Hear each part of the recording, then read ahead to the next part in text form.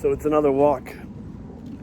A little earlier today, first 3 episodes of the angel side of the low reward living reward conspiracy have been covered. And today's big focus is on the enemy, or as we call it in the cookbook, the xenophobe. One of the old thoughts over the history of man is that the only real enemy we have is ourselves as an individual. And I do tend to agree with that. But the main point of the bitching versus ditching thought process is, which enemy are we focused on? When we give our minds options or outcomes or contingencies, we know that the typical enemy is ourselves. We're saying we don't exactly trust that we're going to hit this one goal, one option correctly. So instead of doing that, we're going to use a distraction. When we turn to alcohol, music, TV, sports, video games, gambling, whatever it is, junk food, we're doing so because we're saying, I can blame something else for my lack of progress, my lack of success. In all of human history, there have always been real enemies, whether it's the weather and nature, whether it's attacking tribe trying to take over our hunting grounds, or getting procreation access to our gene pool. There's always been an enemy until man became so successful that we had to start inventing enemies. And at some point in our history, we invented enemies by creating false borders and boundaries and others and tribes that looked almost exactly like us, but for whatever reason, were different. Maybe it was religious enemies, or maybe it was family tree enemies. Maybe it was enemies within our family. My own family has a history of siblings killing siblings for the last family goat. In modern living, there is no pseudo-extinction event. There's no extinction event. There's no any kind of extinction event. Nothing is coming to kill us. Even during this horrible, tragic, unprecedented time of the coronavirus, very few people are dying. The numbers are so small that it amazes me that anyone's even paying attention to them. That's an enemy that's been created, the xenophobe. But even outside of these kinds of times where the media has something to hype about, whether it's a new terrorist, a new disease, a new reason that people are killing other people, whatever it is, it's always a xenophobe that's been created. We have to sit back and ponder, why are these distractions happening? Why does the media create new aliens for us to hate?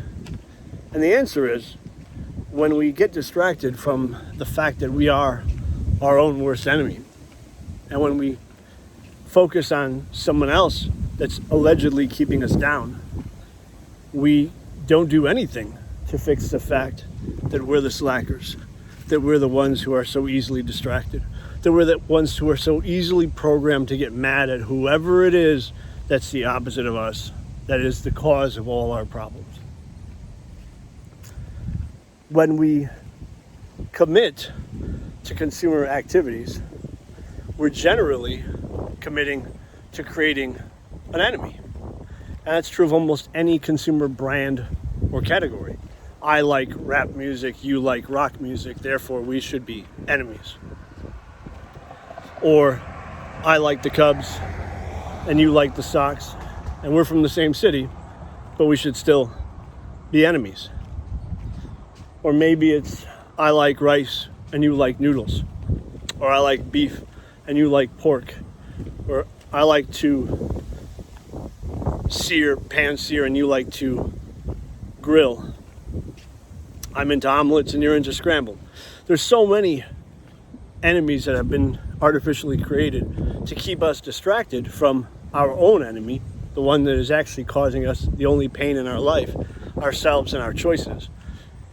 By doing so, we become defensive of our invented team.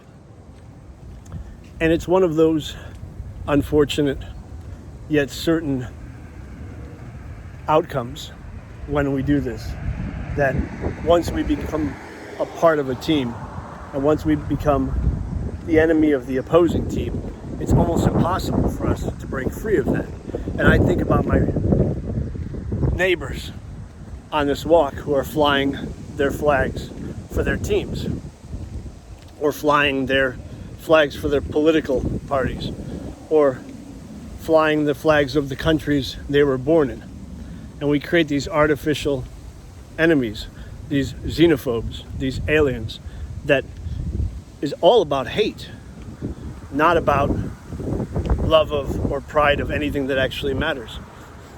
One of the more intriguing predicaments this puts us in is that if you have any two people who are members of the same team, hating the same common invented enemy, they're only members of the same team in regards to that one consumer behavior. We both like the Cubs, we both hate the Sox, except I'm a vegetarian and you're a carnivore. So no matter what unity we have in consumer communities, that unity is only to profit the brand that has created the enemy to hate. Maybe I'm Jewish and maybe you're Muslim. We may hate each other there, but we might actually both like the same science fiction TV show, but hate the other science fiction TV show. So these understandably invented and incorrect consumer xenophobic topics are all about not just dividing us, but also about distracting us from the real enemy. One of the ways that we're able to walk around some of that is to try and just give up our habits in regards to that one potential consumer addiction. And I tried that. And I'm not sure it exactly works. For the same reason, I don't think just giving up fast food is a solution to curbing obesity or binging or whatever. I don't see many people who have successfully broken free of, say, sports watching and have been able to convert their mindset from the xenophobic one that we're indoctrinated with from a young age. When I think about these things for other people, when I ponder and contemplate what might be a good way to help them resolve some of their xenophobic tendencies, almost always people say, well, I've quit reading politics. I've quit reading the news. Or I quit paying attention to this subject that used to unnerve me because I would get so angry at my enemy. And each time it seems that the anger isn't really diminished. It's just pushed stronger into the other areas where we still have consumer-created enemies. Hedonistic enemies, nonsense. So you give up sports, or you give up beer, or you give up fast food, and you feel like maybe you feel better, maybe you don't. Well, the reality is you probably don't, because you're still focused on so many xenophobes in so many aspects of your life, where you can give up so much consumerism, and then all of a sudden, when you're off making that film, or editing that podcast, or working on that new song, and then now it's about PC versus Mac. So these consumer xenophobic tendencies are not so easy to break free of. But it is easy to start taking note of them. And that's something I do pretty often. I frequently perform these 2-week self-studies, which I'll get into in a later episode, where I write down every day my focus on who is the enemy in this potential area that I'm focused on. What is the reason why that enemy exists? What is the goal of the brand that's telling me to have this enemy? And what am I volunteering? What am I giving up? What am I donating in order for this brand to profit? At no cost to them, almost, and at great cost in money or time or mental space to myself.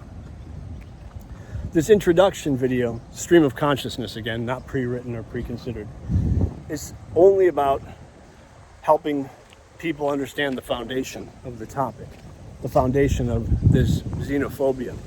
There's many recipes and ingredients in the cookbook that cover all the various points that I've pondered over the last decade or two. But in this case, what you may be able to take away, hopefully, is to start considering when you get angry at yourself, at other people, at brands, at media news. When you get angry at your kids or your wife, whoever the target is of your anger, it's important, I think, to take a moment and try and figure out who is profiting from those emotions. Who is gaining from it? I know a lot of people have been getting really sad about so-called pedos in the news. And I'm always curious how they think that they're going to stop that or even change it a little bit. Even acknowledging it just makes it worse. When you acknowledge terrible things, you're acknowledging to the friends that you have that are into those terrible things that there's others like them out there. The worst thing you can do is to acknowledge an enemy. Just being angry at the enemy makes that enemy more popular. It's like the whole bad boy theory in dating for men. When I was young, the greatest thing a guy could say to a girl was, don't listen to Dada. He's terrible. He's a horrible person. Well, you didn't really just create an enemy, you created an attraction. And the same is true when we get angry at others. Why did you get tattooed? Why did you get pierced? I can't believe you're hanging that music poster in your bedroom. You're not creating an enemy for anyone else. You're creating a comforting rebel topic. So when you talk about the enemies on social media or among your friends and family, you're not exactly fighting the good fight. You're not exactly deterring people from that subject. If anything, you're probably finding a small minority of listeners who are saying, man, this guy gets so angry over it, but I'm into it. And that's how we get divided among ourselves. Again, a major point of brand marketing, a major point of creating the xenophobe.